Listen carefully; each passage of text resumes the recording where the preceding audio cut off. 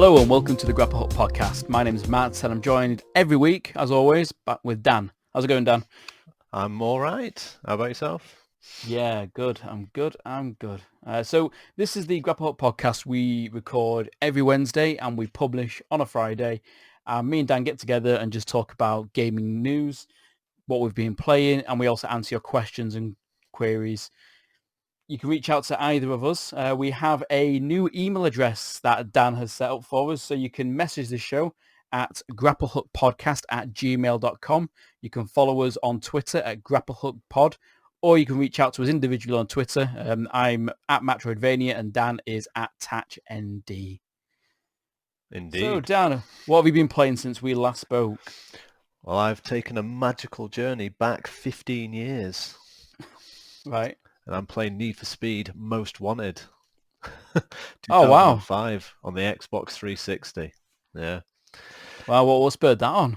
I just had a sudden craving for Vin Diesel-inspired carnage nitrous action. So I was just looking and thinking, and I thought, you know what? I'll play a bit of Need for Speed.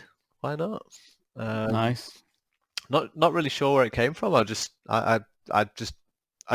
Well, a little while ago, I wanted to play Need for Speed Most Wanted, and I didn't have the 360 game anymore. I can't think for the life of me what would have happened to it. Maybe sold it, traded it, lost it, not sure, but it's gone. And I looked online to see how much I could pick up a copy for, thinking, well, it's a 15-year-old game. It is Need for Speed. Probably in the region of £5 to £10 somewhere. Yeah. Because if I took it into a shop to sell it, I'd probably get a couple of pounds. So I wasn't thinking it'd be very much. And pretty much everywhere I looked, it was £35, £40. Oh my God. I was just like, you kidding me? And I sacked it off. I looked on eBay and I found a copy for £5. Okay, that's great. Got as far as buying it, and then was emailed by the guy with instructions on how to download it, and then obviously realised then, well, this is a cracked game, so I ain't doing that. Wait, so he was on eBay selling cracked version of the game. Yeah, selling cracked games. Yeah. Oh no.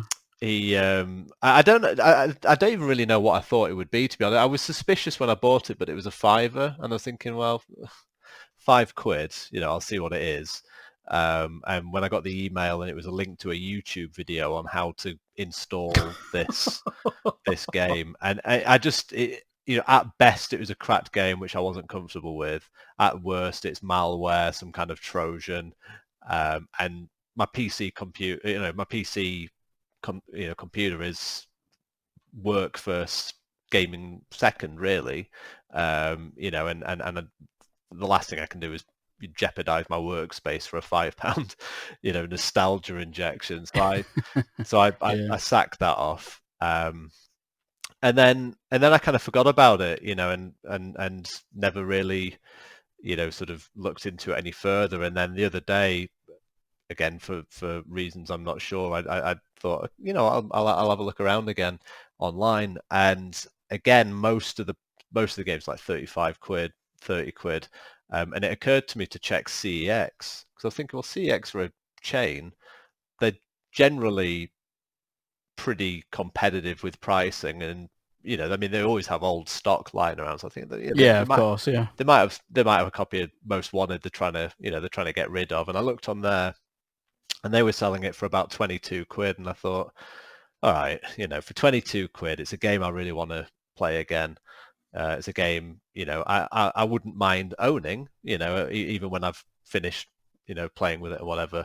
At least I can sort of put it in the collection, and I ended up buying it. And nice. Yeah, I've played quite a bit more than I was expecting. I sort of started playing it and I thought, this is just as cool as I remembered it, and kind of got into it a little bit, and then I was sort of thinking inside, well, the fun and the nostalgia is going to wear off, and it started to for a minute, but then once I got the car that I was working toward, and I started getting the customization options unlocked, it very quickly came back and really, I just felt like I was 17 years old again playing it. It's just absolutely amazing.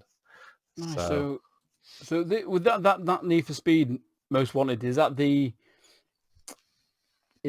open world one?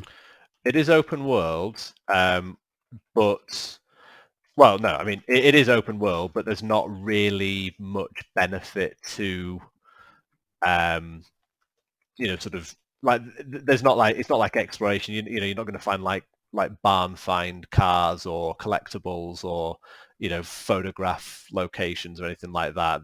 I think the only purpose of the open world is just to give you kind of an alternative. What I tend to do, because essentially as you progress through the game, you've got a couple of different things that you can do. So you can do race events or milestones, or you can increase your bounty. And you Right. can either drive to where those events are located within the open world, or you can just bring up like a quick sort of HUD option and then select the event and just basically insta-load into it. So you don't have to like drive around or look for things. It's a lot quicker, a lot more streamlined. So I prefer doing that. The only sort of real need for the open world stuff is when you're driving to like garages to like buy parts or you know customize the performance of your cars, things like that, or if you want to go to a shop to buy new cars. But other than that, you can just like fast load into whatever race you want to do or whatever milestone you want to pursue, and it's really really intuitive. But I just think it is such a good game. I mean, Yeah. there are some Need for Speeds which I hold very dear to my heart. Like Need for Speed Underground, Need for Speed Underground 2 I really liked. Hot Pursuit on the 360 I was a big fan of, especially the online.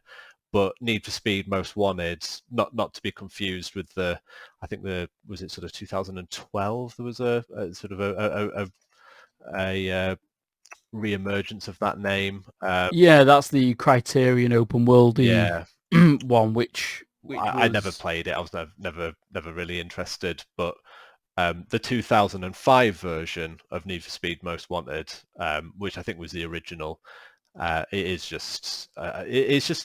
the perfect Need for Speed.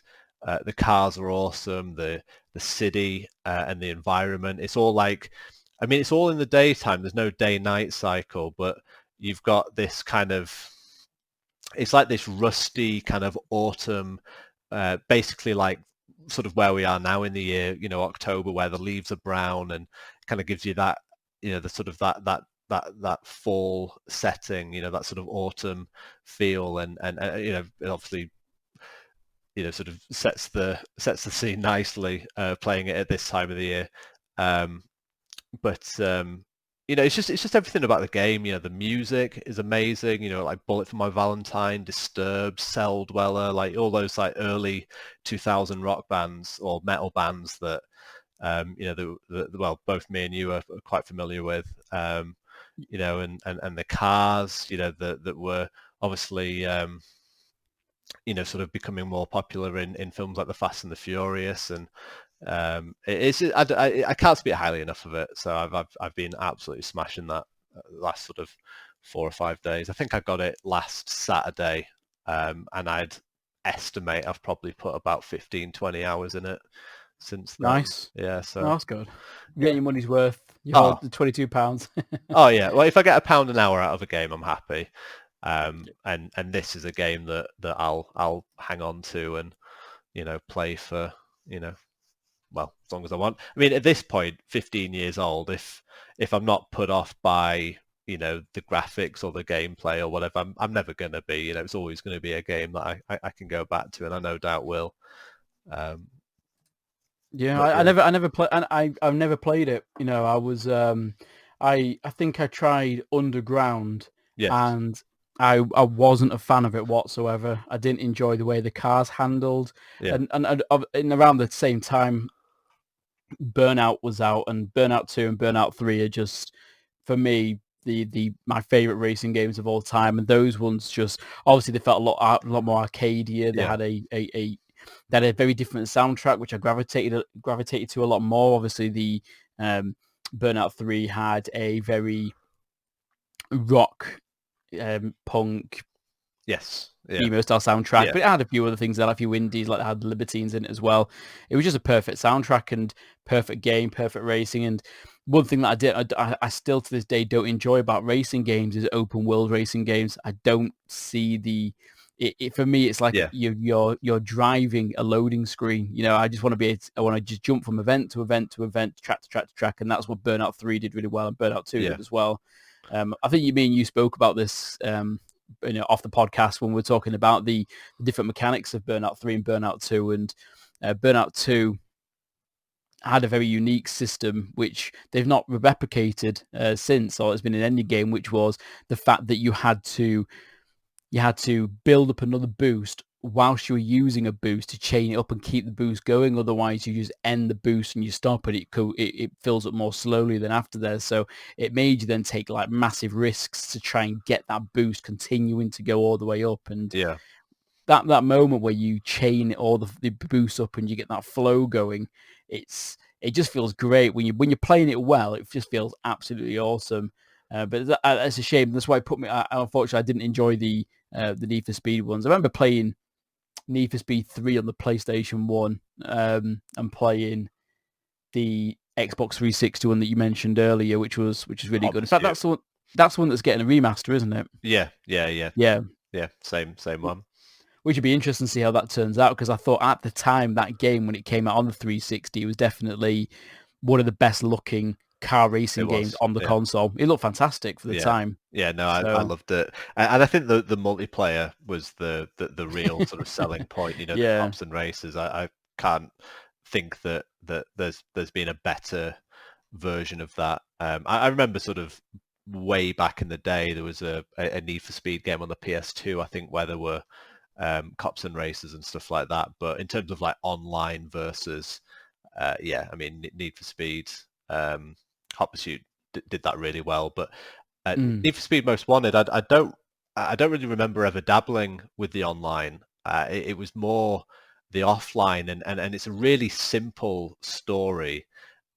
There's not a great deal to it. So I mean, as is sort of customary with Need for Speed games, you start off with a really super fast car, you know, like the kind of the car on the cover art, you know, the sort of the poster art, the poster car, as it as it were, and you very, very sort of quickly lose that car, in like the opening race. It's, you know, like a cinematic cutscene, and you lose the car. But the premise of Most Wanted is there is a so within this sort of underground racing scene, there's a list of racers, called the Blacklist, and there's 15 different racers on this list. And at the beginning of the game, you lose your car to a guy called Razor. You don't really know very much about him. He's just a typical douchebag jock, and he, you know, basically by sabotaging your car in a one-on-one race, you lose it and he takes your car.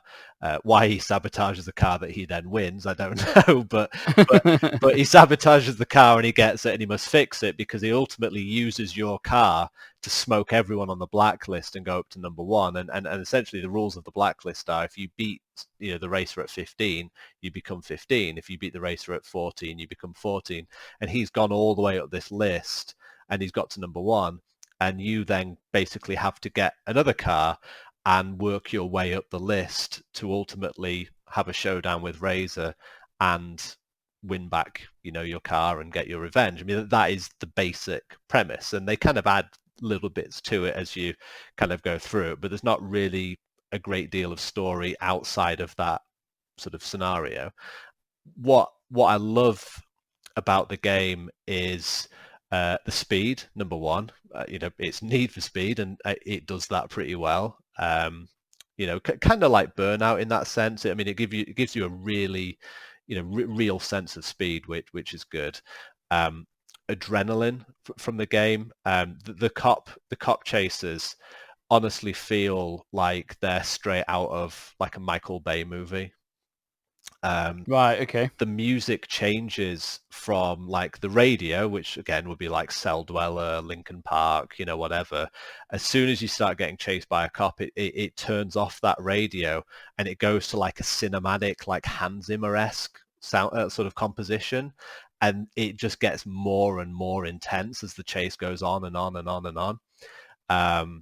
The idea of being chased by cops is you raise your bounty, and each blacklist member that you face will have a set of requirements such as X amount of races won, X amount of milestones completed, and a certain amount of bounty. The story behind that being they're only going to race you if you are kind of their equal, and that's why you got to have like 100,000 bounties to race 15, 250 to race 14, and it just goes up and up and up and up. So there are sort of reasons for getting into these altercations with the police, but when you get into these chases, it's hard to explain on a podcast the feeling that I get when I'm in these chases, but it genuinely feels like a movie. Like it does it so well. There's subtle things that they do. Like if you get a bit of air, it'll go into like a cinematic camera and you'll see your car, like flying over, like a hill, and then as it lands, sparks coming out, and you'll see like the cop cars, go over the same jump behind you, and you'll see them, sort of hot on your tail, and little things like, that there's different bits of environment that you can destroy. Like you can drive through gas stations and the gas station blows up behind you and takes out, a certain amount of cops. They're called pursuit breakers. You can do that to break the pursuit. And nice. What I like about the game, in terms of the sort of the mechanics, your car, and I didn't realize this when I first played it when I was 17 years old. The car that you drive has a individual bounty level locked to that car. I did know that when I played it when I was 17, but what I didn't realize is that if you change your car's color scheme, if you put new spoilers on it, if you change the window tint, put new rims on it, basically if you change the look of your car, it will reduce the bounty level on your car and it'll become less recognizable to the police. Right, okay. And the higher your bounty level is, dictates the effort that the police will go to arrest you. So if you've got like a really high bounty level, they'll be getting out like the SUVs, the helicopters, the spike strips, the backup will come quicker. And I didn't realize this when I first played the game. So my car, literally from the moment I got it, I never changed it because I loved the way it looked. And I was adamant about that. And I remember the last chase that I played, sort of towards the end of the game, must have taken in the region of about 2.5 hours to escape the police, because it was that intense. And the challenge that I set myself then, and I'm replicating now, is that when I get the Mitsubishi Evo, which has always been like my sort of favorite sports car since I was a little boy, as soon as I get the Mitsubishi Evo, I use that car to complete the rest of the blacklist and the final race. And obviously, as I'm going up the blacklist, you're going to get up against like even harder, like Lamborghinis and Ferraris and Aston Martins and all of the cars. And you just got this, Mitsubishi Evo, maxed out, trying to compete. And there's something really, I don't know, like there's something really attaching to the, to that car, and I'm in, we're in it together, and so. I could go on and on and on about that game and the different things that I love about it, but that has been my occupying game for last few days, and it will be until I finish it. Nice. It's nice when you go back to old games, and obviously rose-tinted glasses have sometimes a bit cruel when you go back to a game and you're thinking, oh, I've not played this in ages, I remember how good it was, and you start playing it and then it's just not what you expected, not what you remembered, and also as well the controls just age miserably. Yeah. So it was nice when you step back and everything still plays like you remember. And things might be, some game mechanics might be antiquated, but you can, not to a point where it's unplayable, and you can kind of forgive it because it's, it's it gets other elements so so right. So Yeah, no, I couldn't agree more. And just out of interest, I subscribed to a month of EA Play because I wanted to try out the Need for Speed Heat without, buying, a £60 game. yeah, And I've played a little bit of it, and I should say I'm not far enough into the game to really give an honest opinion on how much I like or dislike the game. But what I will say from from the offset is that it it just and nostalgia's playing a part in this, don't get me wrong, but it just doesn't have that same level of excitement when I load it up or impact. It just felt it just started very slow. yeah, And I must admit, I mean, there's things that I'm fighting against, like I don't think it ever officially says it's in Miami, but I mean, you look at the game and you look at the the world and whatever. I mean, it's Miami, like it's there's nowhere else in the world that looks like that. And they've chosen music that fit that theme, so like Latino music. And I mean, I'm not familiar with any of the artists or names, but I guess things like Pitbull or DJ Khaled, these sort of artists that you'd hear in, I guess, Fast and Furious movies or whatever. And it just, I don't know, it like the races feel slow. And I've not unlocked any new cars. I'm still in a starting car, but even the first car that you get in Most Wanted, it feels cool. Do you know what I mean? And the music, I'm a lot more invested in the music. I mean, I'm more of a metal fan than I am, a DJ Khaled or Pitbull fan. So yeah. that kind of goes without saying. But I don't know. It just felt kind of. It didn't feel like a Need for Speed game to me, and that's sort of. I don't know that's Well, I think concerning. they've changed developers, haven't they? Because I think they the guys who made Need for Speed, they, I think they, I can't remember off the top of my head, I might be talking out of line here, but I think they stopped making the games. Criterion then took on some of the games and basically, there's a separate company that EA set up called Ghost Games, I think it was something like that. And they're the ones that now lead development of the games. But obviously because they've had so many, chefs making the broth, it kind of means that you get different I feeling games appreciate that. depending. Yeah. But you're right. I think like for me, it does. Some people regard Burnout Paradise as the best Burnout game, which I can't stand. I love Burnout 2 and Burnout 3, but Burnout Paradise, they changed the way that it was. They turned it into an open world game. There wasn't the roads were empty. It wasn't as you didn't feel like you were having to slalom between traffic to cause the takedowns, and very similar to what you mentioned about Need for Speed. The first car you get is like a really slow muscle car, and it just kind of makes the game feel a bit sluggish, and it's not, it's just not as appealing. So Yeah. so sometimes when they go forward with the game series, they can sometimes take step backs. And obviously it's nice that we're going to be getting Need for Speed, a Need for Speed remaster, which is coming out next month.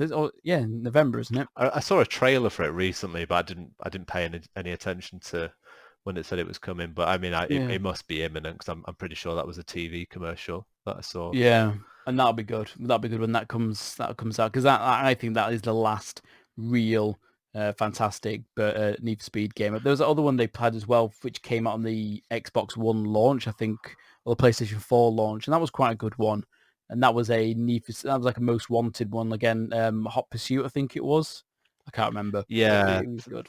yeah, seems familiar. I mean, I've not played every every iteration of Need for Speed. I mean, I really just the ones that I mentioned. The Undergrounds, the Most Wanted, Hot Pursuit.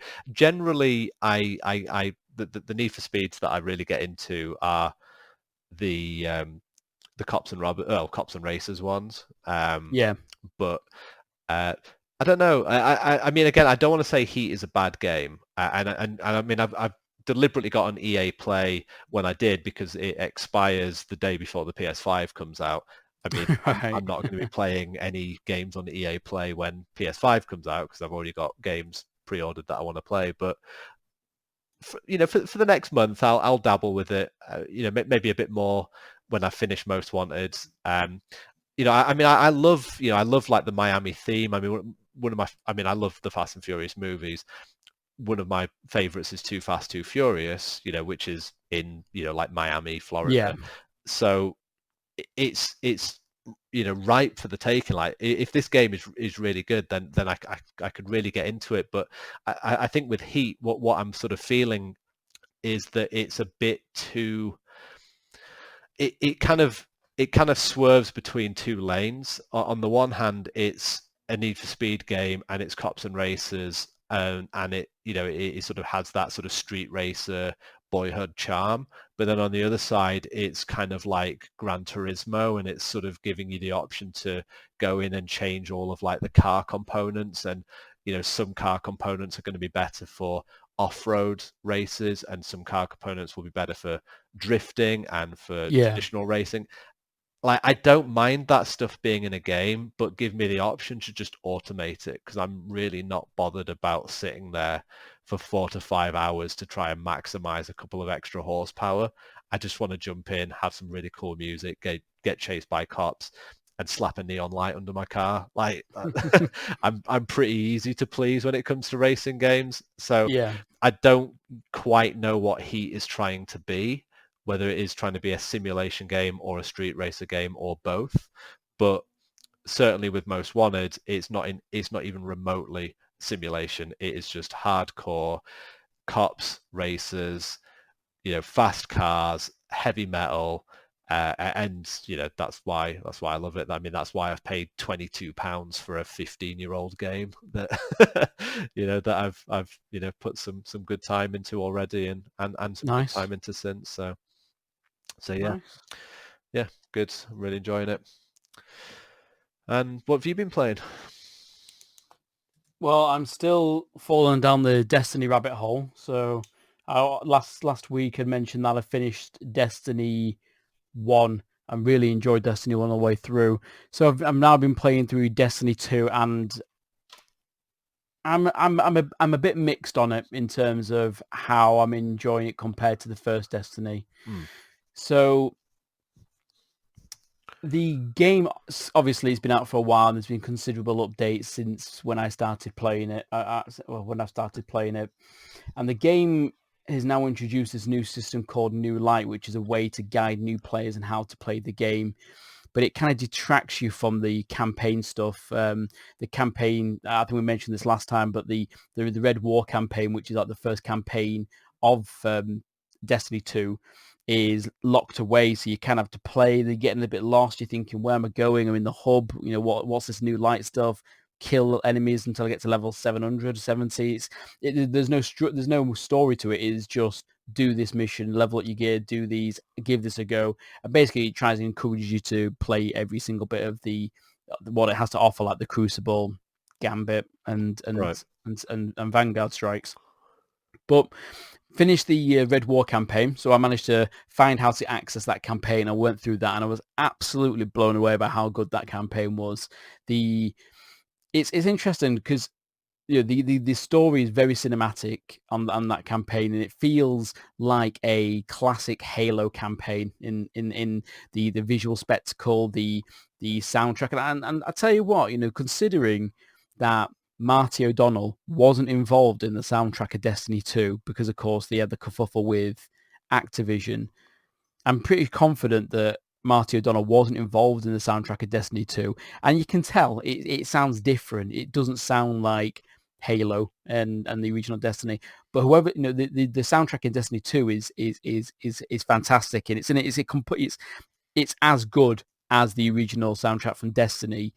Even though it is a different sounding soundtrack, it's more like an orchestral epic score as opposed to the first one, which, like I said, sounded like Halo, where you had the vocal choir, and Marty O'Donnell's music has similar themes that run throughout. You could recognize it when you hear them. So yeah, finished Red War campaign, really enjoyed that, and I was really gutted to find out after I finished the Red War campaign that this Beyond Light expansion that's coming out in November, beginning of November, this is when they're vaulting the campaign stuff. So they're vaulting old content. So they're vaulting some of the planets that are not being used anymore.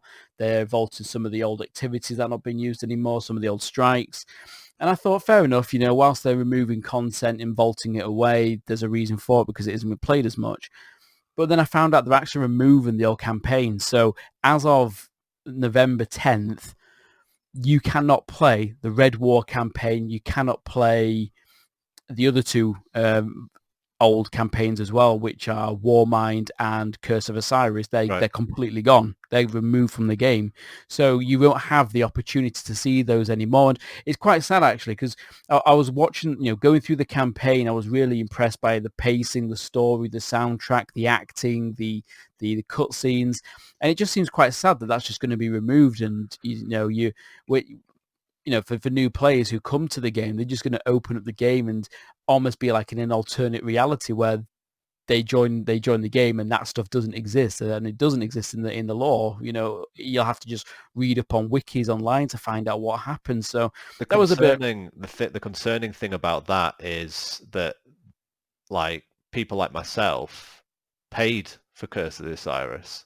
Yeah. And I paid for Warmind, paid for Forsaken, paid for Shadowkeep. Like, I've bought all of these expansions. Now, I appreciate that the expansions have since been made free to play up to like the most recent one. Yeah. They're taking, or rather deleting, content that people have paid for.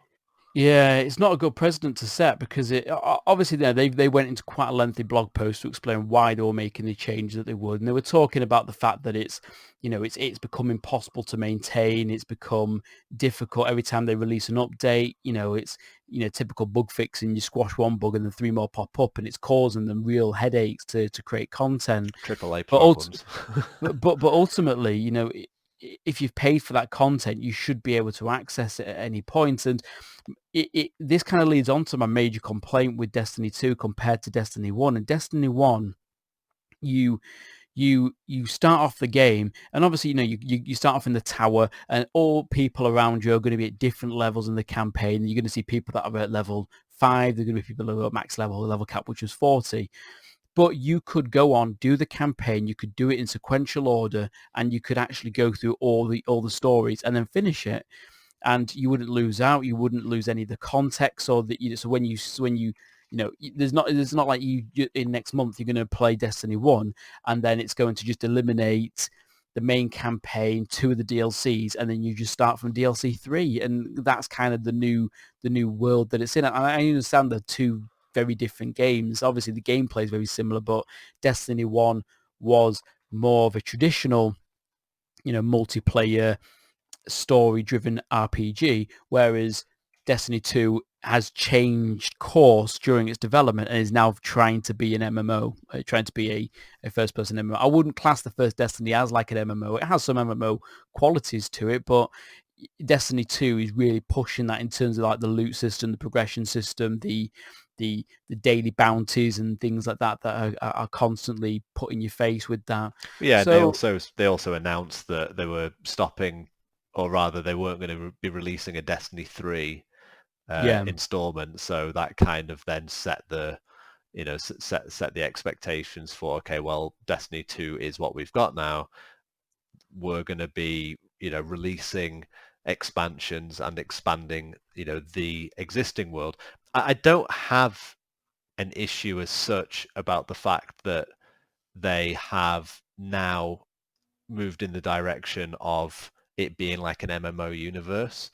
I think the problem that they've got, and I can empathize with them on this, is that I think when they started Destiny, that they've had in mind making it like a sort of a systematic series of games, much like Halo, Halo 1, well, 2, I 3, think 4, Activision definitely had a hand in that, didn't they? I think obviously for them, they rather than having a game as a service, initially they would want sequential games that come out so they can have a big release and get a lot of money in at that first initial wave of sales. I'd love to know the sort of the inner sort of conversations that took place in ultimately making the decision to do what they what they have. I mean, they must have sort of weighed up the pros and cons, and they must have, ultimately taken into consideration that people like you, or new players to that game, are going to experience a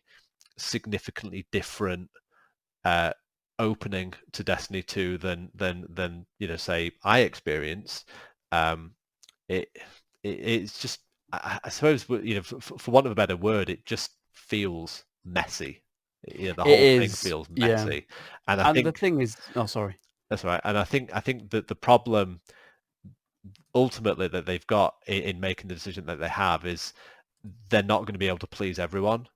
Like, No. that there is going to be there are going to be people that are going to be essentially screwed over by this decision. And I guess what they're banking on is that in the long run it'll pay off. Like, in the long run it'll be a better game, a better experience, and better for everyone. But I think in the short term, certainly, unfortunate timing, well, maybe fortunate timing on your part, that you're getting in just before all this has sort of happened. But it's just yeah, it just feels like one of those things that there's no real good way of doing this. It's just No, going to and be bad no matter what. I can understand some of the stuff that they know, the reasons behind why they've done some of the decisions that they've made. And I'm not a game developer, so I don't pretend to know how it all works. But that, them for them just to kind of erase that content and to almost like, you know, cheapen the story and narrative of new players going in.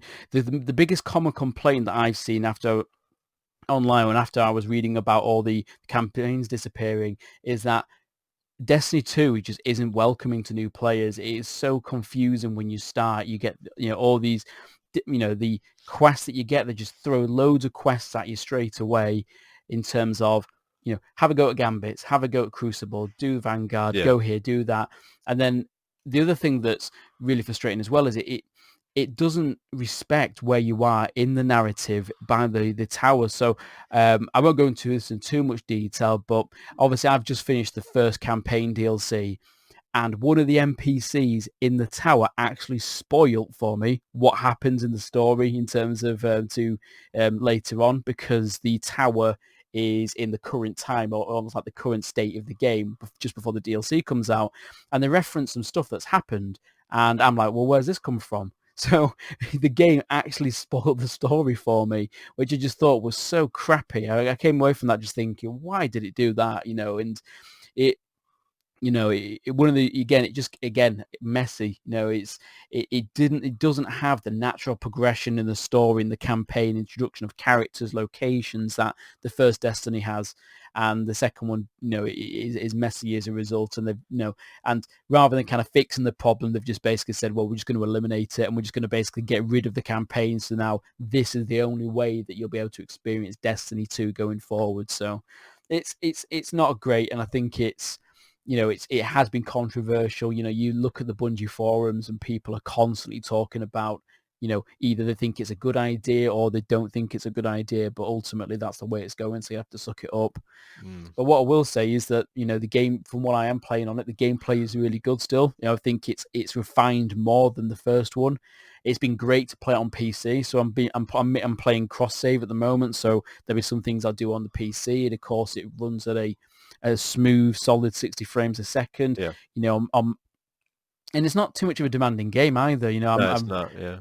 Which is nice, because it still looks good. So even though I've got everything maxed out, and the internal resolution have increased as well, it still looks fantastic and it still runs smooth as butter. And what I've also been doing as well is, whilst I'm waiting for the Series X to come out, I've been playing with my partner who's been playing on the Xbox, and I've been playing through xCloud on my phone. So I've literally got my Xbox pad hooked up with the cradle I've got, and been playing Destiny 2 on there in a fire team with my partner who's playing on the Xbox and the TV. So that's cool. And going through the Red War campaign, because I was like, look, if you want to play this, we're gonna have a game to, a new game to play through. Best experience is going to get the campaigns done before they disappear. So you're forever, going through it for a second time. Well, I've been dipping in and out, so like I've, but you know what, it's still fantastic. There was a part of the campaign which I was really enjoying, which reminded me very much of Metal Gear Solid 4. and a nice like sprint at the end, reminding me of old Halo games. It was just a fantastic campaign, so I'm happy to play through that one again. So I'm sure I'll be playing more of that next week. Hopefully next week I'll be starting the Curse of Osiris. I finished Red War. I'm just waiting for my partner to finish, and she's now pretty much at the final bit now. So we'll hopefully have Curse of Osiris and Warmind done before November 10th. But the race is definitely on before that happens. So Yeah, well, and it's a then shame. It's a shame you've got to play it with a time constraint as well. Like that would kind of bother me a little bit. You know, I mean, that was kind of annoying with Fall Guys. You know, like I've got the end of the season pass to, sort of complete before, before the next season comes out. I mean, yeah. it obviously was less unexpected, for me, as opposed to you playing Destiny. But it's, Yeah. I yeah, mean, it it's will not be good. fair. I mean, I have had Destiny 1, the complete collection, literally still in its wrap and not touched. And I had it sat there for about 2 years. So, I could have always jumped on it. But I think, if this vaulting of the campaign stuff wasn't happening, I could imagine I still wouldn't have picked up Destiny 1 and played it. So it kind of spurred me on to do it. And it wasn't because I didn't want to play it. It's just because as is the sign of the times at the moment, there's just so much stuff to play that kind of takes up all your time that I just kind of put it on the back burner until I was like, right, I have to play this. Otherwise I'm not going to play the campaign. So Well, I would agree with you, but I'm playing a 15-year-old game at the moment. So yeah. I beg to differ. And nothing would change. And this, I suppose, this kind of opens up the whole concerns that I have and other people share as well about the digital future and particularly the preservation of game content and how stuff just gets the stories where things get delisted off these stores and you can never buy them again. If you delete them off your console, that's it, you can never have them back. Removal of content. And you know what, you can always go back to a game that's from the 360 or from the original Xbox and pull it out and be able to play it in its entirety and what you paid for. So Yeah, obviously you're not going to get that with certain games. But yeah, so no, yeah, Destiny 2, and the other game that I've been playing a fair amount of has been Inside. right. So Inside is made by Playdead. They're the guys that made Limbo, and it's very similar in the same regard. It hasn't got the same aesthetic. It's not black and white like noir look, but it you play as a boy, and the sounds are very similar. The It's very graphic in the sounds when you die. So like Limbo did, where you get impaled by a spider or something like that. The character goes limp and it makes like horrible sounds to kind of to make it unsettling. And that's the word I'd use for Limbo, and it's the word that I use for Inside. But the thing that Inside does that I think is an improvement over Limbo is it has a lot more environmental storytelling. So you start off Inside and you see people being put into a truck and being taken away. They're all like stood there kind of obeying doing what they're told and getting into a truck and basically being carted away. And you get chased by these people who are finding you, and it's almost like you're being hunted basically. And you kind of witness this kind of like dystopian world where people are being controlled and they're being marched in against their will This into these sounds sections. really familiar to me for some reason. Like, You might have played it. It's been out for a while. no, I haven't then. There was a game that it was like a co-op survival horror, and I want to say it was like a um, side-scrolling game as well. But I think from if it's been out a while, then the one I'm thinking Yeah, of, this it won't definitely isn't be. co-op. It is just single player, but it, Okay. it but it's there isn't any combat in the game or anything like that. It's purely puzzles, so you're solving puzzles and also running away from danger. Which obviously you're a small boy and you're not going to be able to put up a fight. There's enemies that you come across in the game, and they will, again, they kill you quite easily, and it's quite graphic in terms of the sound, and quite visceral. But it makes you actually panic when those instances happen, or when there is a threat of danger. and it's really, really quite interesting. I want to play more of it because I want to see the world and what the story is telling me. It just starts. The game just starts. There's no context, no story, and the environment tells you the story. So there's no cutscenes or anything like that. Very similar to Limbo. It just, here's the game, and you're going to learn what the story is about the world and the environment as you play. So. Sometimes I have to put it down though, because some of the puzzles really drive me nuts. So I'm not as clever as I used to be. So when it comes to things like puzzles where I've got to think outside the box, sometimes particularly what time of frame of mind or how many Jack Daniels I'm in, I have to be in the right frame of mind to play it. So, but what a game! It's really, really good. I definitely, when it came out, I noticed it in quite a lot of discussions talking about Game of the Year. And I can clearly see why from what I've played so far. It's very unique in that regard. So again, that's one of the ones I'm playing on Game Pass at the moment on Xbox. So Okay. Of course, there's a little bit of Game Pass news. They've got Rainbow Six Siege coming to the service, which is yeah, a big announcement, wasn't it? yeah, I'm looking forward to playing that. Of course, it's quite a good announcement for the system, because of course it's one of the games that they have announced that is going to be running at 4K or 120 hertz, 120 frames on the Xbox Series X when it comes out. So it's quite nice that can now be bundled in part of Game Pass, going into the next gen straight off the bat. So Yeah, that was a good addition for sure. yeah, they also announced obviously Double Fine. Their games are coming out onto Game Pass as well, which is quite fitting given the time of year. Because I want to say two of the games I definitely know. There's that Grim Fandango, which is the one where you play as Death, which is quite fitting for the Halloween season, and Day of the Tentacle, which is another one I think. I can't remember the third game that's on there, but I'm not sure about you, but I've never been really a fan of those type of games, the adventure point and click style games. Have you? I played, is it Monkey Island? Yeah, Secrets of Yeah, Monkey Island. yeah, I played Monkey Island way back when. Uh, I can't think that I've played any other point and click games. No. It's not my go-to genre. I don't have anything against it per se. I just think they've never really made me feel immersed enough to want to play them.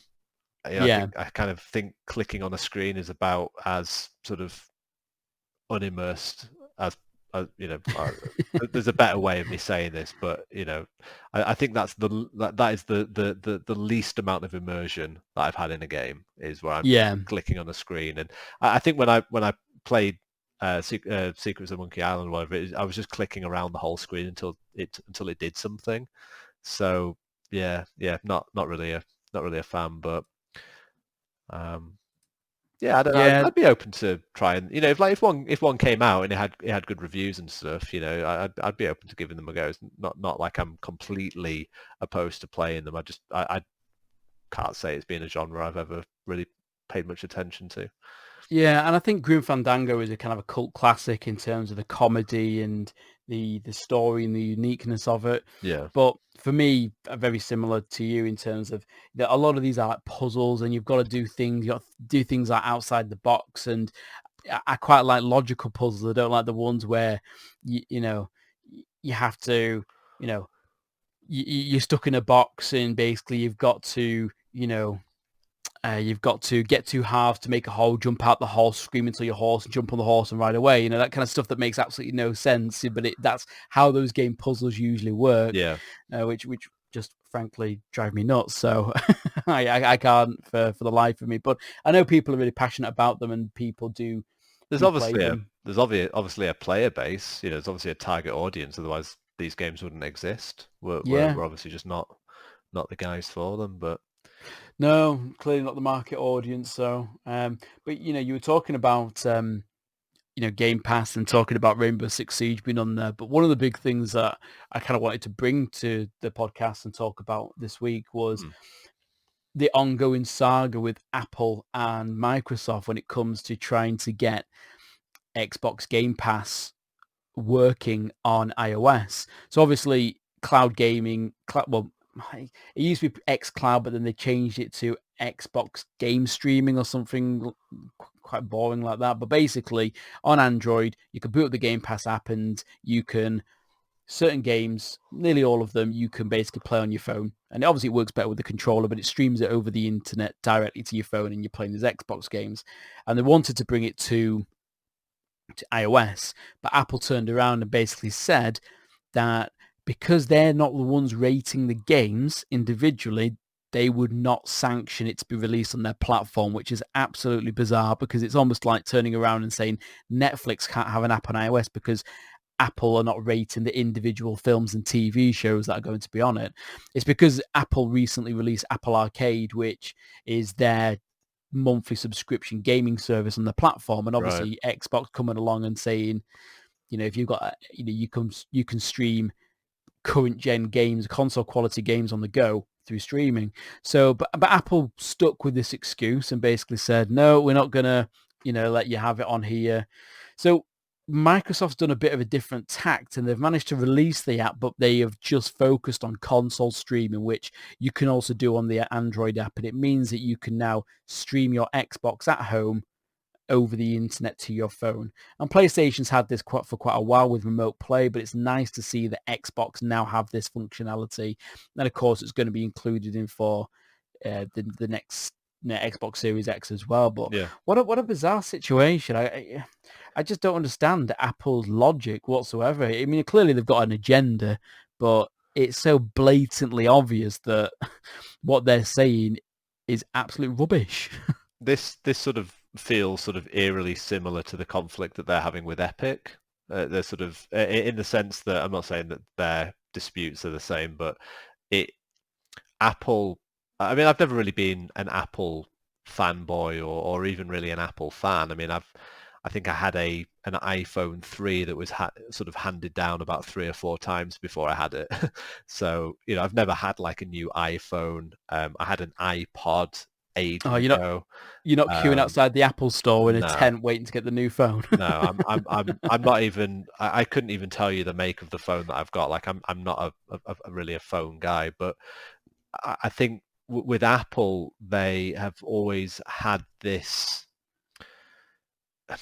I feel like they've always wanted to keep their sort of eggs very close. Do you know what I mean? Like the only eggs Yeah. in the basket are Apple eggs. There's no room in there for Android or whatever else. It's like we want Apple customers in the Apple ecosystem. We don't want them going anywhere else. If you buy music on iTunes, you can only listen to it on iTunes. Like, you can only get iTunes on Yeah, they're an quite Apple restrictive on phone, their platform, aren't they? yeah, and then obviously like Mac, Mac, has its own operating system, and if you want to put Windows on there, you've got to go through like boot camp and dual partition it, and Yeah.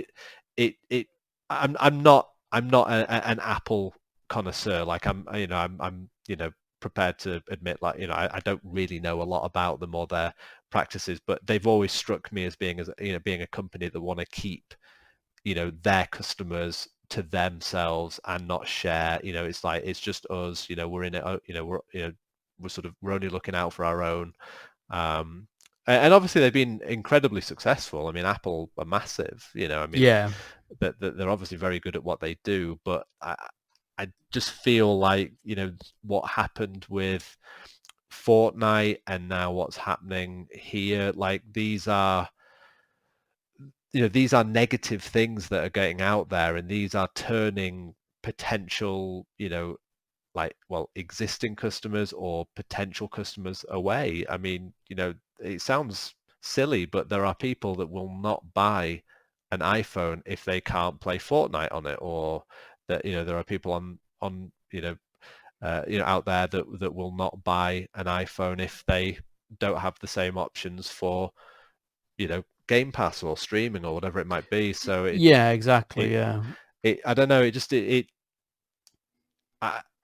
the grand scheme of things, is it going to hurt them? Probably not. Like, they're probably No. going to be fine, but it's it's something, isn't it? It's just It is. insane. And I think the thing is with phones as well at the moment, at the moment where we are, thinking about how far your purchases have gone. So you buy something on Android, then that you bought something on Android like 10 years ago.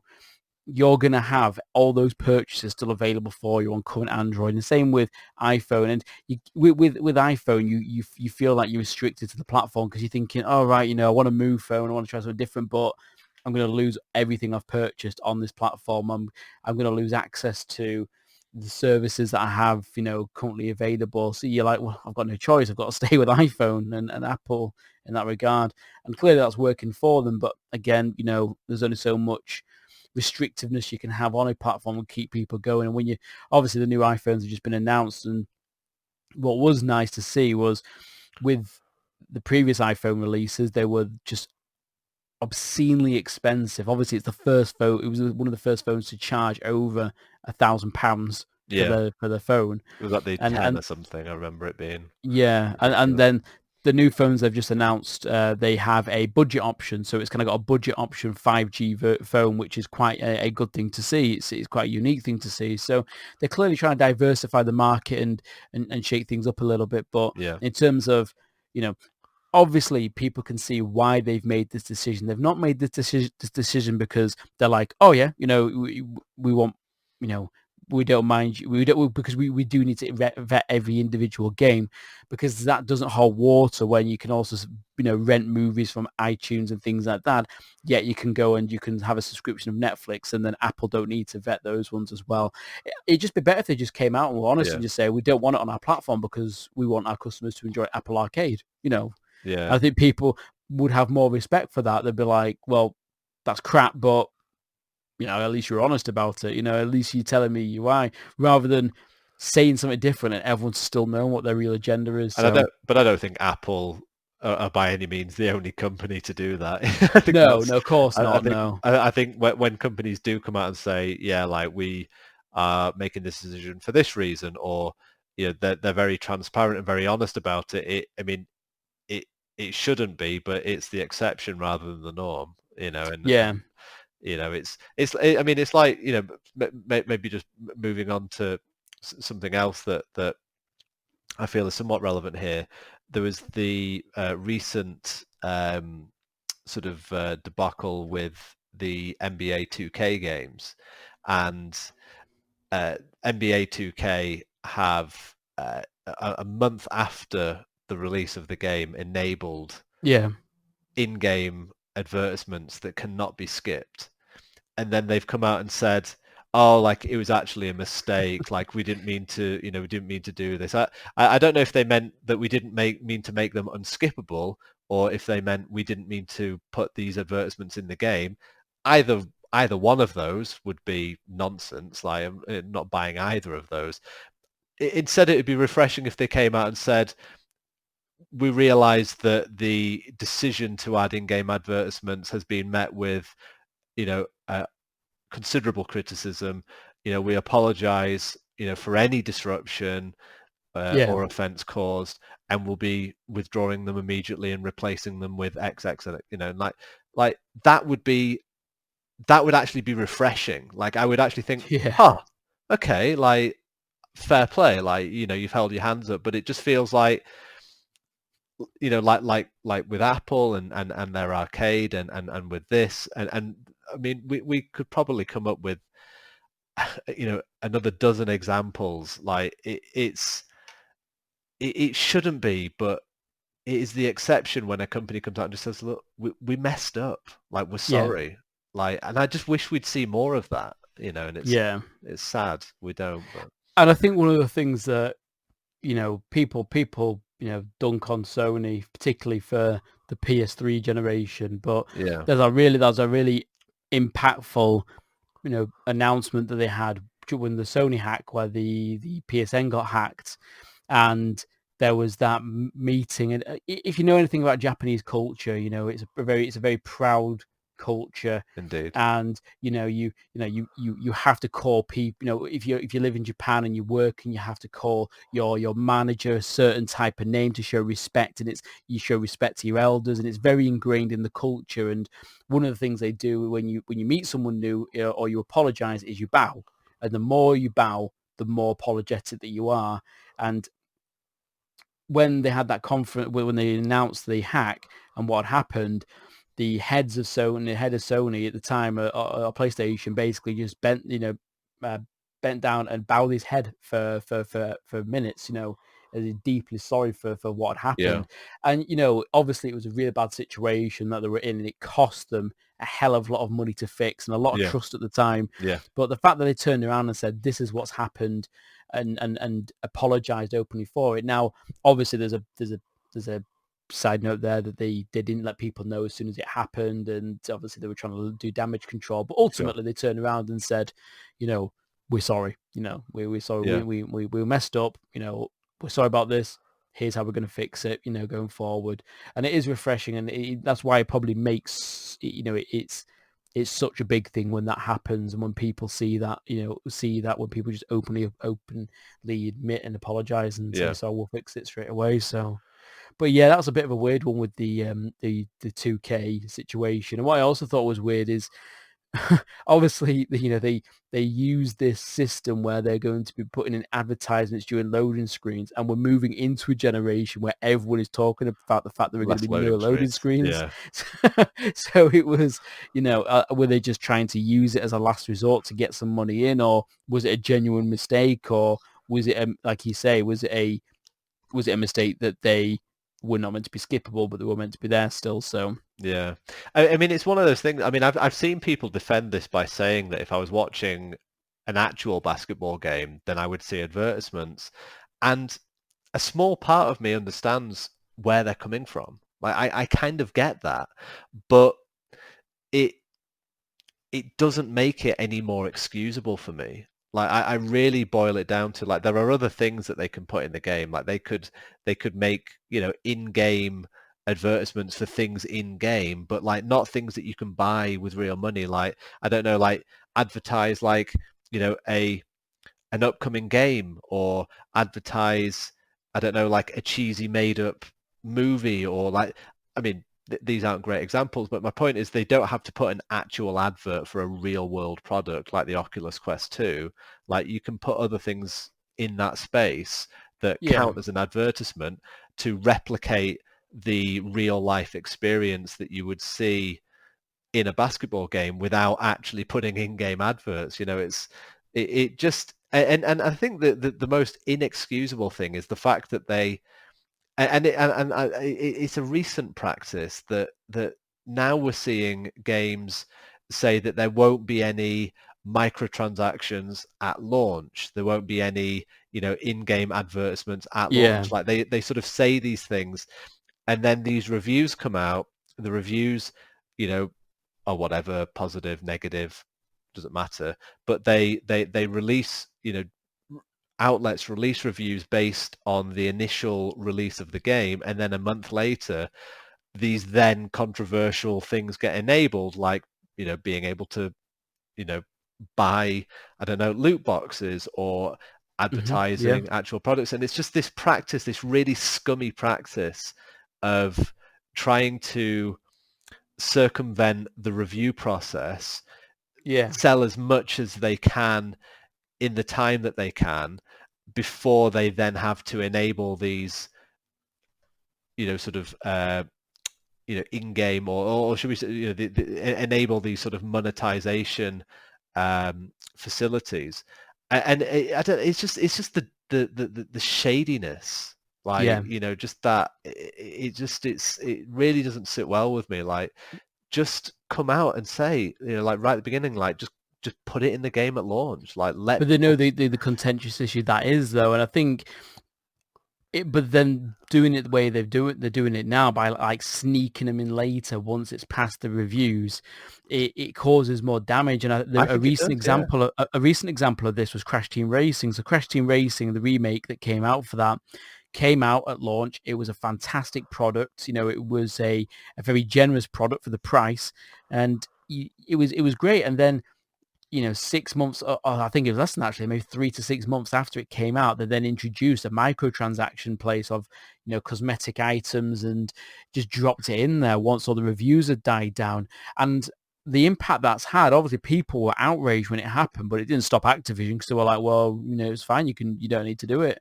But Crash Bandicoot 4's come out, which had, it was shown off at the game awards. People were really high and buzzed on it. The company, I think Toys for Bob, who made it, had to actually made the game, had to come out and basically say there is going to be no post-launch DLC.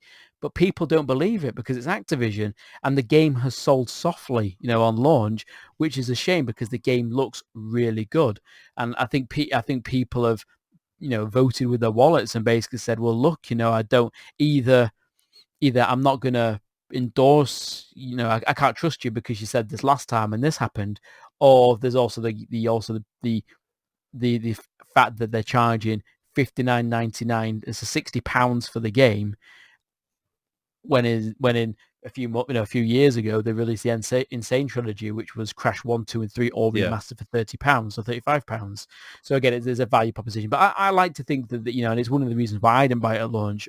Obviously, I avoid buying stuff from Activision now because I've kind of, they've done enough damage in terms of, I've been burnt enough by them that I've kind of just wiped the slate with them. I'm kind of done with them and the games and the products they release. So, but yeah, I don't trust them as far as I could throw them to not pull the same crap that they did last time. And what's shocking about the NBA situation is that this is a game product that they've announced that the next gen versions are going to be an extra £10 more expensive. So what is it, £70 it's going to cost for the new NBA on PS5 and Xbox Series X. And then they're going to try and pull that crap with adverts as well. Obviously, they've said it's a mistake now because of the outrage from it. But it just kind of shows that the dabbling, and game publishers have always tried to do this. I've got no problem with game publishers releasing more expensive games because ultimately, games haven't increased, in price since the Xbox 360, the Xbox One came out and the PS4 came out. And during those years, inflation's gone up. People's wages have increased during that period of time. The cost of living's gone up. Yet the same price, the game for prices haven't changed. So I understand that game prices need to go up to be able to fund the same, basically pay the same cost as you were paying 10 years ago. But then to try and, it's when, they take an inch and you give an inch and they take a mile sort of mentality. If this becomes endorsed that we're like, yeah, bring out more advertisements in, where does the line stop, and whether it's going to be more microtransactions, egregious practices, kind of chopping up game content. And we're seeing it all at the moment. I think we spoke last week about Marvel's The Avengers, which was, the biggest corporate cash grab out there, where you basically don't get some content on Xbox because you play on Xbox. And also when you boot the game up, there's so many in-game adverts that are just constantly in your face and thrown about and stuff. And I think there is a place that you can have in-game advertisements that's consumer friendly. I think a good example of this is Death Stranding. So Death Stranding obviously has a big tie-in with Monster Energy. Indeed. And it's a bit tongue-in-cheek, and it's a bit of it's a bit of a weird inclusion, but it's not in your face. It kind of shows you the product. It kind of says like, here's the product. Obviously you might look at it and think, well, that's a bit weird to be in there, but ultimately it doesn't change the way the game plays. It doesn't change the way that the game runs.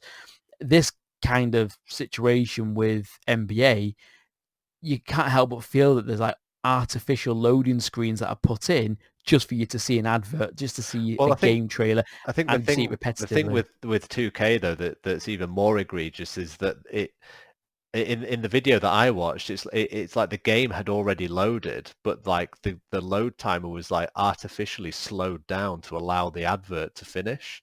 And then as soon as the advert finished, the game just popped up. So it's like even the game's like, I'm ready to play, but no, you got to watch this advert. Like it's just a really bad practice. And I mean, to go back to the point that you're making about, games being more expensive now, and the justification for that being, well, it's been, like the entire generation. We've not had a price increase. Cost of living has gone up, wages have gone up. Like, I mean, I get all of these points, and I'm not going to try and break down like the economics of all of that, but the impression on the consumer is that developers or publishers, more specifically, are taking but not giving, and it's just take, but there's nothing given in return. And I guess what I'm trying to say is there needs to be, in order for this hike in prices to feel more sort of in line with inflation, I think consumers need to feel as though they are first and foremost getting value for money, and secondly, that the decisions that are made by publishers and developers are consumer friendly and in the benefit of the consumer and not just the business. If we look at, for example, Ghost of Tsushima and Sucker Punch, I mean, they've just released their update for Ghost of Tsushima, adding New Game Plus, a co-op mode, there's new photo mode options, I think there's new cosmetics, like there's so much new content that they've added to this already impressive game that in other games you would be paying for this expansion or this additional content, but with Sucker Punch, with Ghost of Tsushima, it's free. And when that was revealed, it's like, really? Like, you don't want anything? Like, I can just have this? Yeah. And that again, we've emphasized this a couple of times on this podcast. Like, that shouldn't be the exception, and I think we need to see more of that as we move forward into this next generation. We need to see more consumer-friendly decisions made by developers and less greed. If people are going to buy into the idea that they're now paying £70 for a game, I mean, it's wages have gone up, but cost of living's gone up, and it just because wages have gone up doesn't mean people have got more money to spend on games. No, but I think the same amount of money to spend on games, if anything. Yeah, the point I was making about inflation, the idea of inflation is that you have something which is the same item, but because of the way that the amount your currency is actually worth in in the economy, you'll pay more for that. A good example is always, like, for example, Mars bars or something like that. Where you think back in the day, you used to get a Mars bar, it cost you 30p, or a can of pop that used to cost 40p. Now you go and get the same product, and a can of pop will be like 90p or 80p, and that's nothing's changed in that. The product isn't any different. It is just the fact that your pound is worth less. And inflation will it means that you pay more for the same thing. Although a pound nowadays isn't worth the same as a pound was in the 1970s. Your pound was worth a lot more in the 1970s than it is now. So as time goes on, your pound is going to be worth less to buy these type of things. So I think there is an element of price change that needs to happen. But you do make a good point about there are certain games companies that provide free content. I think there's this tack that it's typically Sony that's been adding these new game mode plus and photo modes, and I think there's an agenda. Also, there is an agenda of why they look at doing this, and I think obviously if you've already got the product, you've got you have Spider-Man, let's say, and they announce New Game Plus comes out, that gives you more reason to go back and play to the game. But what it also does as well is it means that game comes back into the news coverage. It now becomes part of the conversation again. And games, when they are released, they typically, sales are strong for the first 2 to 4 weeks, and after those 2 to 4 weeks, the sales of games plummet massively. You can see them on Steam, the new game purchases, and that's why you see them inject sales to kind of drive new people to buy these games, because ultimately that game after 4 weeks is typically going to make zero. People aren't going to buy games typically after they've been released for a while.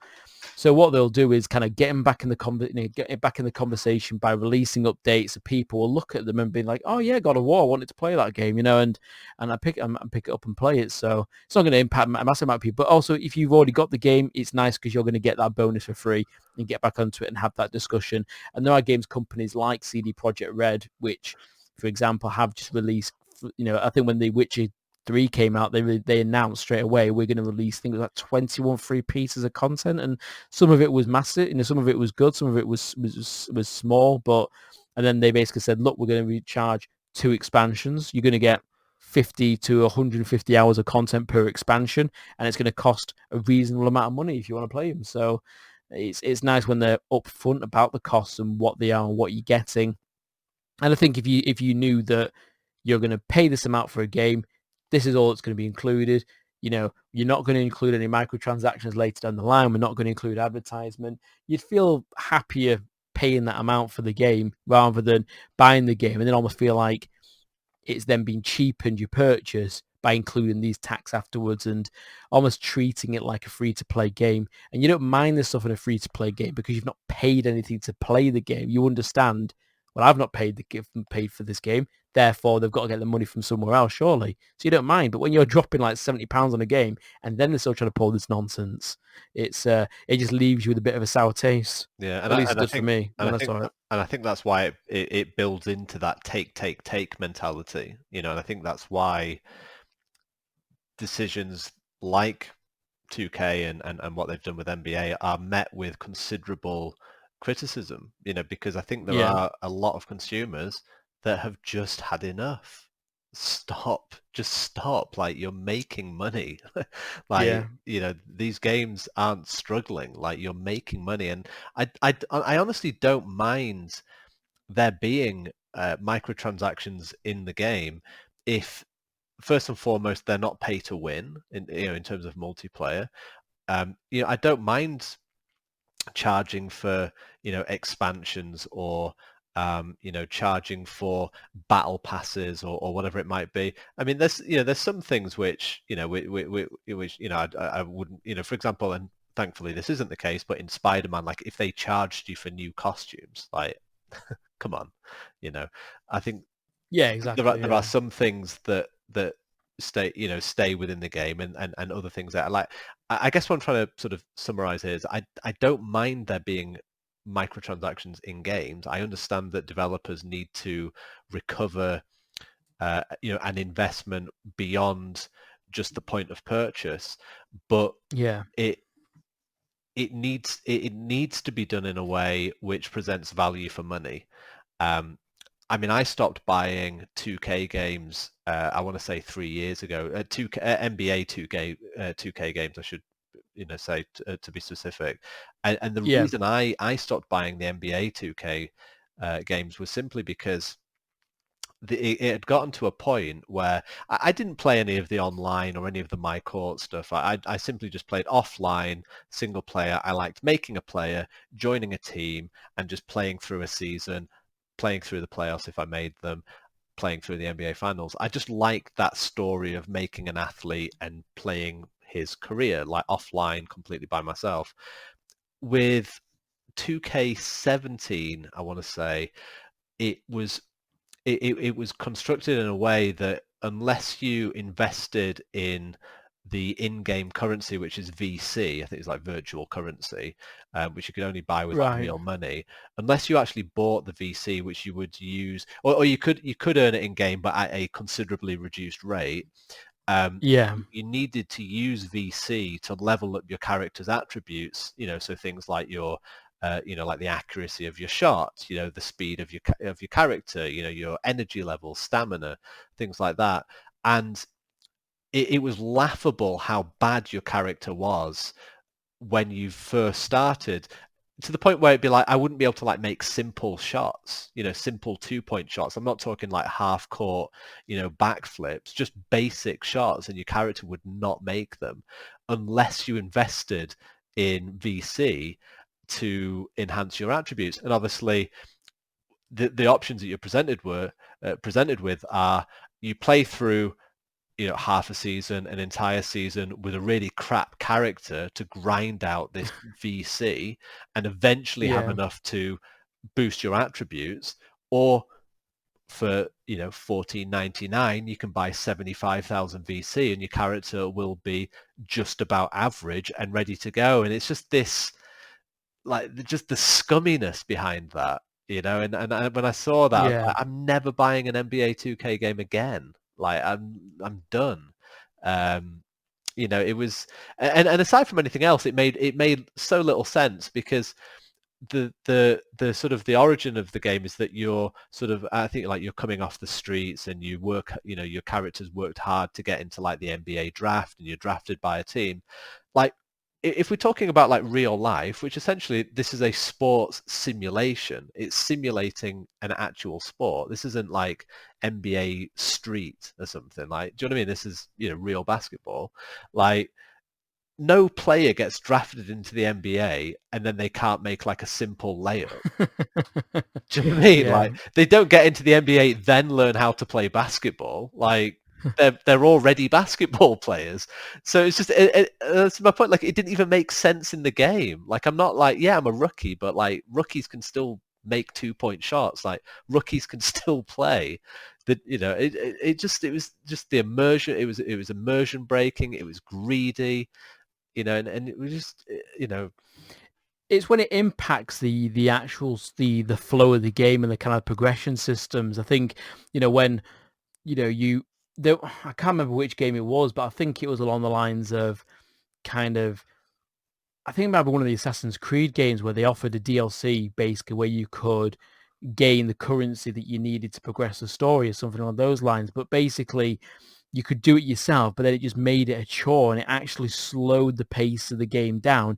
And it had been deliberately they done. It was changed like it. Yeah, it's meant to event. Yeah, they did it was change it. Yeah, Origins. but it Yeah, was almost like it was designed to annoy you to a point where you yeah. actually purchase them at Yeah, the it was expense an of enjoying XP the boost. game. It was an XP boost, wasn't it? You could buy an XP boost, Yeah. because the XPs, like, someone did like the calculations, sort of, some gamer did the calculations, and they sort of calculated the amount of enemies or the amount of game that you would have to play to level up your character versus the XP, and like they ended up changing. I think they deleted the XP boost purchasable item and changed Mm. the sort of the I don't know, the calculations behind the scenes, so that you would get more XP per kill and you would level up quicker. And as soon as they made the change, it was like night and day. It's like the game was like immediately like 1,000% better. I want to Yeah, say exactly. it was Yeah. Origins, but I I think can't I think remember. you're right about Origins, yeah. Yeah, Which is probably why people enjoyed yeah, Odyssey so much more, because they just went straight in with it without making those changes. But yeah, it yeah. was just like, Really we're scummy. gonna what we're gonna do with this game that you enjoy is that we're going to make it less enjoyable, so you purchase some stuff to make it Yeah. enjoyable again. It's kind of like, I was like, well, no, I'm just gonna stop playing the game, or I'm not gonna buy it in the first I've place. It's just never what a I've never understood that mentality that so many gamers buy into, and that's that they're literally paying the developer so they don't have to play the game. Like, when you yeah, get like, yeah. you get like a battle pass or something for, what did I see this on recently? Um, oh God, I don't want to get it wrong. It might have been like Warzone or something. It's like, you can literally like skip levels of the battle pass by buying your way through it, and it's like, so you're literally giving me a reason to not play your game. It's like, I just give you this money, I don't then have to play your game, and I get the items. Like, what? Why do people fall for it? Like, so many, Yeah. like, time and time again. I mean, it's like, what was it? I'm trying to think what the game was.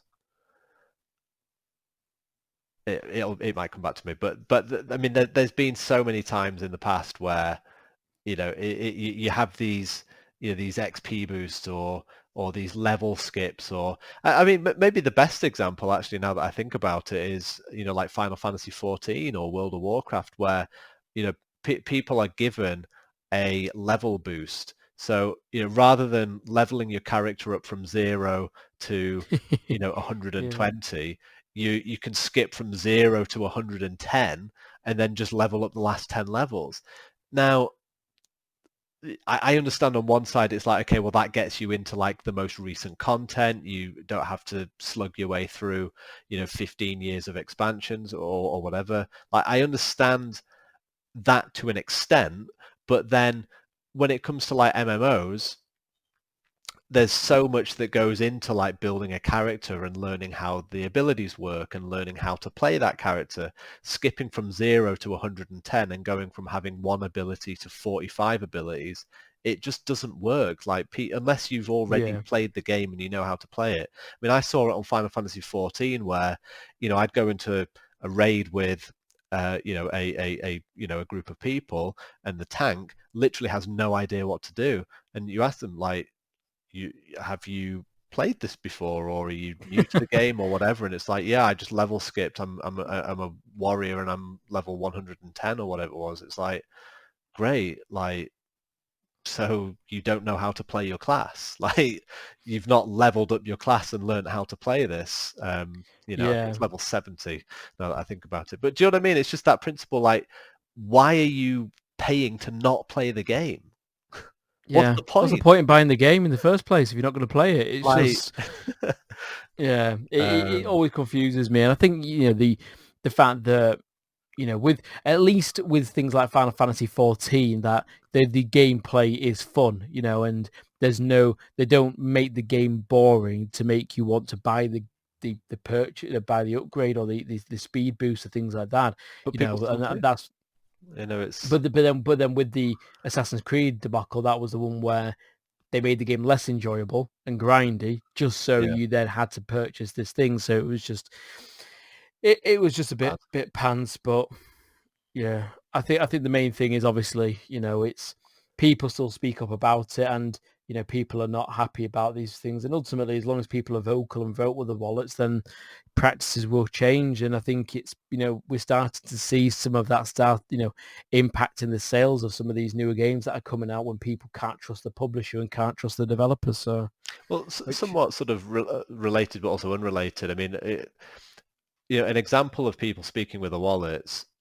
I mean, there's also an example of speaking with their wallets, and I mean, EA famously came out and said that, you know, like, you know, the era of like story-driven single-player games is dead, and then they released Jedi Fallen Order, and it's like their best-selling game. You know, like, people bought it like in ridiculous amounts. Like, it's been like one of their most successful games in recent memory. And it's like, how many times do, you know, do publishers have to be proven wrong by consumers? And how many yeah, times do they have to be burned by these greedy, you know, sort of methods of monetization? Like, people, like, I'll be honest, like, when I saw the, you know, the PS5 trailer of the NBA 2K game, I wasn't thinking, okay, I'm going to get this game at launch, but I was looking at it thinking, like, that looks cool. Like, yeah, that looks really realistic. I like basketball. I wouldn't mind buying a basketball game again. But then, like, the other side of me is like, it's 2K though.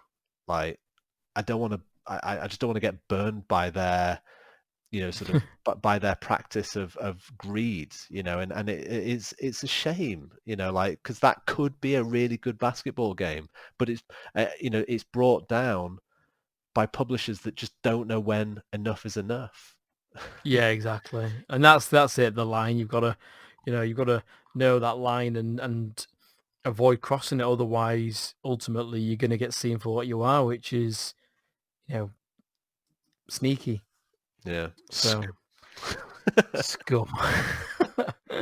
Yeah, not good. So and kind of, you know, still kind of, you know, to a different aspect. You know, we've been talking a lot about you know, money in games and, you know, the prices that are increasing, but for PlayStation owners, it seems like there isn't going to be any price that we're going to be able to put on games that they want to play for Bethesda in the near future, which was an interesting story circulating around.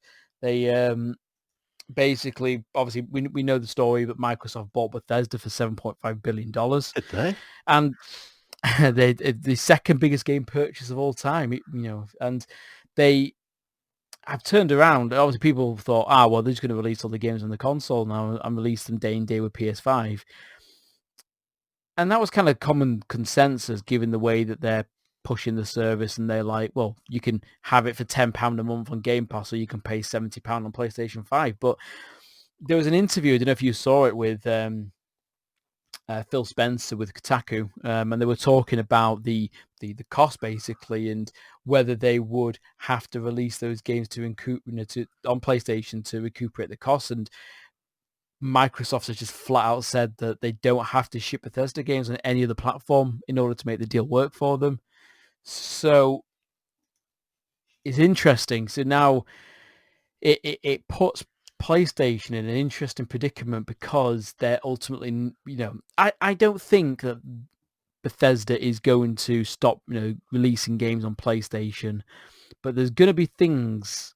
Maybe there's going to be certain titles that only release exclusively on the Xbox, or they're going to, I don't know, or they're going to do. I don't think it's up to Bethesda anymore now, is it? Well, that's what I mean. It's obviously it's Xbox that makes the decision with it, but are Bethesda going to turn into a proper first-party team, or are they going to stay multi-platform? That's the big question at the moment, particularly when it comes to things like Starfield and Elder Scrolls 6 and new Fallout, new Wolfenstein games, new games by Arcane Studios. There's a lot of games under that umbrella which PlayStation gamers might not be able to play going forward. And I know, obviously, we spoke before about the fact that some of the Bethesda Games Studios products have lost their shine over the past few years, like Elder Scrolls Online, Fallout 76, and that sort of thing. But there are still games that fall under the Bethesda banner, which are still really popular. I mean, like Doom Eternal's just come out recently, and people are really hyped for that game, and it sold really well on PlayStation and Xbox. It'd be pretty poor if the next Doom comes out and it's not playable on PlayStation. You have to play it on Xbox. So, I mean, what do you think about it? I mean, being sort of more invested in the Sony ecosystem at launch, and more sort of, I guess I can offer opinion more from the PlayStation perspective, being that I'm not going to have an Xbox Series X for a little while. Yeah. I mean, first and foremost, like the next Elder Scrolls, like who knows when that's coming out? Like it's definitely not this year. Oh no, definitely not. No, probably not next year. Maybe something toward the back end, but probably not next year. So if anything, we're talking like a couple of years from now. I mean, I don't know. I'm just speculating. At the very least, yeah. I mean, if I were Microsoft and I've got the power to do it, I would make Bethesda a first-party studio, and I would say, look, if you want to play Elder Scrolls, you've got to play it on Xbox or through Game Pass on PC.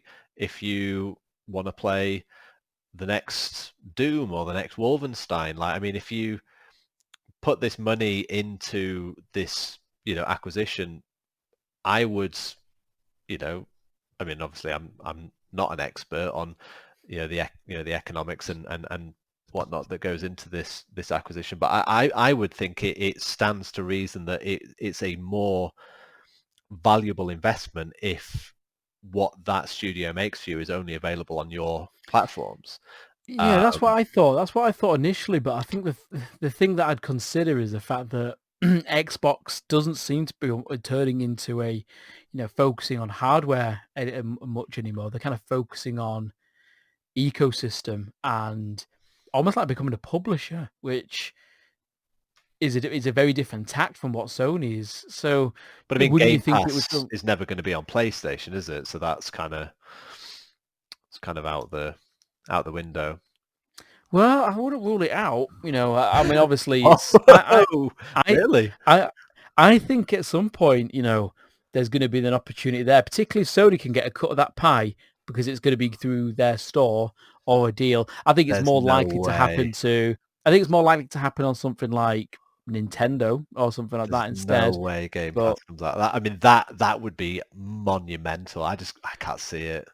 well, they've been massive. There've been talks over the years. I've heard from different sources online where there've been, really strong conversations around the possibility of bringing like Halo to PlayStation, and No. these conversations, these sources that I've heard aren't just they weren't just Two madmen in a pub. flippant. They weren't flippant comments. They were from people who are in the industry, in the know, and can categorically with.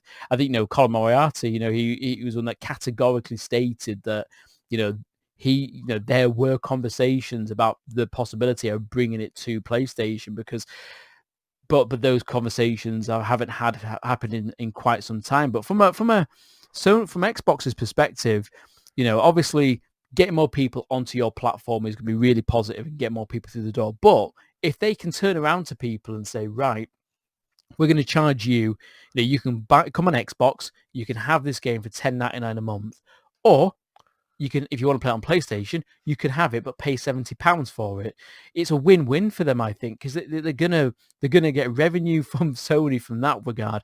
They're gonna get revenue on their console, and the thing that Xbox has really tried hard to do over this generation is to be the good guys, to be seen as a consumer-friendly good guy. If they then basically snap up the studio, then gatekeep them on the console, Xbox, Yeah, no, I agree. it kind of undoes all that goodwill I think that they've earned over But there the is past there is a, 12 a months. significant number of Xbox fanboys that are looking for blood and want Oh, of course, revenge yeah. on the 2013 debacle that was the Xbox One at E3.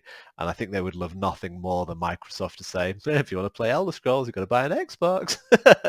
You Yeah. know, I mean, what you're And saying who makes knows? sense. Like, I agree. I mean, I think, thinking of it from that perspective, if they are releasing these games on PlayStation and they're getting, a percentage of £70 purchases, via the PlayStation Store, makes perfect sense. More money. I honestly don't know what makes more sense for Microsoft. I really don't. Mm, I think there's more chance that Bethesda titles make their way to PlayStation than Game Pass, but um, yeah. you know, who knows? Who knows? I mean, Yeah. I feel like the Game Pass. I mean, the Game Pass to PlayStation idea or the Halo to PlayStation idea. I mean, those are things that I've literally never even contemplated. So I'd probably need a week to just digest that and think Yeah. about some rational arguments. But Yeah. um, it, I will say though, I will say one thing that I yeah, hadn't considered. I've just thought about it just whilst you've been saying this. Is we were speaking earlier in the podcast about the new about how game sales typically work and how game developers and publishers usually make their money, and it's usually within the four weeks of a game coming out, and that's where they're going to be able to get people in at the full price of a game when it comes out, because they can cut the cost of the game later down the line, but the production of that game costs no different. By that point it's already been done, so they have to make the bulk of the money within those 4 weeks. But what Sony's done recently is they've basically release the game on the console first, then they wait a few years and then release it on PC at a discounted price. To them, Horizon Zero Dawn, for example, is not selling anything. They're not making any money on that on PlayStation for 3 years after it came out because no one's buying it at full price those years. But if they can sell it, make a few amendments to it and sell it on a different platform at a reduced price, people are going to snap that up. So maybe Microsoft might do the same here. They might release it, the new Elder Scrolls on Xbox first, then release it on PS5 a timed 6 exclusive months to makes sense. Yeah. Exactly, yeah. And I think in that regard, they win both ways because they obviously people might be annoyed from PlayStation, but Elder Scrolls 6 is going to come out. I mean, people were annoyed at the fact that Skyrim was out on everything, but people bought it, which is why it's on everything because people still sucks it all up. Elder Scrolls is going to come out. If Microsoft say, right, you can buy it on our console or you can get it on Game Pass, and then you can pay £70 later down the line to be able to play it on PlayStation once we've already extrapolated all the cost or all the monetary value that we can get from it on Xbox and on PC, then that's a double win for them. I think And the and point and here is that no matter what they decide to do, as far as Bethesda games are concerned, Microsoft hold all the cards. Oh yeah, absolutely. Yeah. So how they decide to distribute those cards, we'll see. Don't know what game they're planning on playing with them, but I mean, we talked about this, I think, on an earlier episode, about the acquisition of Bethesda and, the impact that that's had. And I mean, there's no denying it's a monumental acquisition. It's massive, but Yeah. at the same time, from my individual perspective, I look at Bethesda and think, what have you done for me lately? Like, really, Fallout 76 was Yeah. a mess. And then, I mean, I must admit, like, I've not played any of the Doom games, but I know they're very well received. Great. The Wolfenstein games really didn't do it for me. I think I played the first one, and then another one came out, and then the sisters one or the daughters one came out, and like, I mean, the Wolfenstein games weren't for me. But again, I've heard generally quite good things about them, but they're not system sellers. Then I wouldn't buy an Xbox to play Wolfenstein or an Xbox to play Doom. The only No. the only franchise in Bethesda's library is Elder Scrolls and what happens with Elder Scrolls 6. Like, I mean, I'm not the biggest Elder Scrolls fan. I've played Oblivion and I've played Skyrim, and to an extent I've enjoyed both of them. But I feel like whilst it's a big acquisition, it's not. It wouldn't be the same. It doesn't have the same impact on me as, say, it would, like, if, I don't know, Microsoft bought Naughty Dog, for example. Like, if they, something like that would be Yeah. monumental, because Naughty Dog are a very current developer. They're making games which are currently very good next gen games. Bethesda, it kind of feels like they've bought, and I hate to use this analogy because I don't know if it's fair, but they've kind of bought like an aging football star. Like, they've kind of past their prime, and obviously it's not directly comparable with developers, because they can No. continuously release good games. They don't get old, the legs don't break, and eventually they can't play football anymore. Like, developers can make great games for forever in theory. Yeah. But I just think they've not made anything great recently, and I think that's Yeah. the only shadow over this big acquisition. Like now, when they eventually release some sort of trailer for Elder Scrolls, and then the wheels in motion, start rolling, and I can see, what the future Bethesda looks like, then great. But right now, all I've got in my mind is, the recent Fallout 76, and then the much older games that were popular 10 years ago. Do you see what I'm trying to say? It just sort of feels... Yeah. I definitely get your opinion on it. It's, I think you're definitely lesser on Bethesda Game Studio. I think Bethesda Game Studios they've kind of been shown for to be out of touch and a bit out, old. I think the biggest example of that was when Skyrim came out, which was great at the time, but then The Witcher came out, The Witcher 3, and people were like, whoa, this is like, makes Skyrim look ancient, in terms of like the game graphics, the way that it looks, the way that it plays, the clunkiness, the storytelling and things like that. And obviously they haven't caught up from that. They kind of tried delving into the games as a service and have made the brand seem less desirable as a result. So I definitely get you where you're coming with that. I think, like I say, Elder Scrolls 6 and Starfield's meant to be coming out before Elder Scrolls 6, so it'd be really interesting to see what those games are and whether that brings people back on side with Bethesda. It'd be really interesting to see that. yeah. I mean, I think what they've invested in is the potential. Bethesda have made great games before, and certainly have the capability to make great games moving forwards. I think, obviously, from Microsoft's point of view, they've just got to decide who do they want to allow to access these games, and how do they Yeah. want them to be able to access them.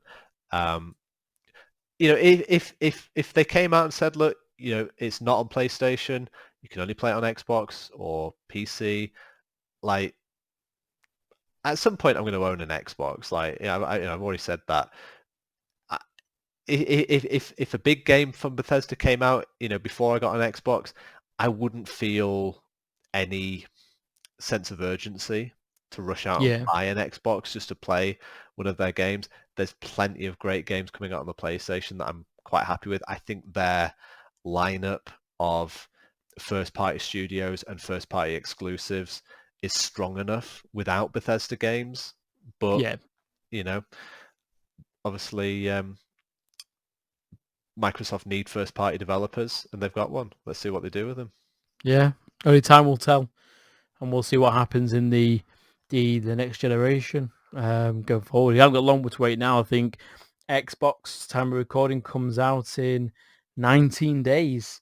Oh no, 20 days. 20 days it comes out. So 4 weeks and and then 1 day for the PS5 over here. Yeah, over in the UK. So fingers crossed. No, I haven't got long to wait now. So it's exciting. It is exciting to be able to actually, we're going to have these consoles in our hand in less than a month's time. So very exciting. It's going to be an interesting podcast when we do both have the competing consoles. Yeah. Whether or not this podcast continues. Yeah, the console wars live on the podcast. So, but I think we've mentioned before. I mirror the exact same thing you've said with Xbox. Gonna get the other console eventually. I don't understand the mentality of sticking with one console and not wanting to go to the other side, or just being like overly negative about another game that just because it's on a different platform. I know a few people like that who will, a game comes out on a certain console and they'll be really negative about it, even if it's like widely respected as a good game or an enjoyable game. I think the main thing is if you have both consoles, you win because you get to play all the games. So I think it's just human nature, isn't it, to attach yourself to a group, to a cause, and then defend that. I think that's why you see people, I don't know, join certain clubs or take up certain hobbies or sort of rally for different things. I think people just inherently like having attachment to something. There's probably some really sort of primal instinct there, sort of survivability and security, and I think people just like having that sort of sense of pride. But yeah, in the grand scheme of things, like if you have all platforms and you play games on all platforms, then you can't lose. Like, it's like listening to one genre of music. If you only listen to rock, well, what about hip hop? What about regular pop? What about metal? What about jazz? What about country? Like, there's dozens and dozens and dozens of genres. Like, there's so much music that you're denying yourself and not exposing yourself to because of this weird loyalty to just one genre or just one console. Like, it just, it's just weird. You're denying yourself experiences. Like, just, you don't need to, you don't need to isolate yourself to just one console. Like, if you can only get one at launch, which I'm only in a position where I can really buy one at launch, then, great. But in the future, there's, other consoles that I can get that will give me more options for games to play. It just feels, I mean, I'm a gamer. I'm not a PlayStation gamer. I'm a gamer. I don't care what you call it. Yeah. So I think that's it. If disposable income wasn't anything to be even concerned about, there'd be no doubt that on launch day I'll have both of them. But ultimately, you got to make a choice of one of them, and eventually I'll get both. But for now, I'm quite happy with the one. And by the time I get around to the next one, there's going to be a backlog of games to play in it, which is great. So, indeed. So obviously that's quite a good episode there in terms of talking about the news. There's one thing I wanted to run past you and kind of see what your thoughts are. Obviously, last few quite a few podcasts ago, we did our top 5 PlayStation games and then our I did my top 5 and you did your top 2 Xbox games of the generation. But one thing that we did omit and one thing we haven't mentioned is our favourite games generally from the generation, whether they're multi-platform or anything like that. So I think maybe next week it might be a good opportunity to go through those games again and just kind of talk about our favourite games, our top 5 games of the generation, whether they are both available on PlayStation, Xbox, on Nintendo Switch. What are our favourite games of the generation going forward to kind of end the generation? And what do you think? Probably just go with my PS4 list. I'm just kidding. I'll have a think. I will have a think. We'll see. We'll see. And of course, we'd love to hear what your top 5 games are. If you've got any games that you would have on your number ones on your list, so you can reach out to the podcast by emailing us at grapplehookpodcast@gmail.com. Send us a message with your suggestions on there, or if you've got any questions for the show, we'd love to hear from you as well. You can also reach out to us on Twitter. It's at grapplehookpod. And that is the podcast Twitter. And I think that pretty much covers everything. Anything you want to add, Dan? No, I think that's good for now. I think we'll wrap things up and come back next week maybe with a top 5 generational list and top 5 games of the generation. I'm quite looking forward to putting that one together actually, because there's got some there's been shed tons of games this generation, haven't they? So I mean, maybe if we're sort of thinking from 2013 to 2020 might be a good range. I mean, that's when the PS4 and the Xbox One came out, wasn't it? So if we sort of think over the last 7 years, maybe. Are we thinking just console, Xbox One, PS4? Or are we thinking? Yeah, I think maybe PS4 and Xbox, just because the Switch hasn't ended its generation yet, so it's still ongoing, isn't it? So all right. So yeah, I think that'd be good. Xbox One, PS4. It should be good. Cool. Good. Right. I mean, you'll probably have to surprise me by you will surprise me if Knack isn't in that top 5 somewhere. You know, the lovable platformer from PlayStation. Hey, don't be talking smack on Knack. Well, come to get me. I've seen how big he gets. You know, he's with those gains, get all those Toblerone pieces together. No comment. No comment. Right, we'll leave it there. Thanks for listening, everyone. Take care. Cheers.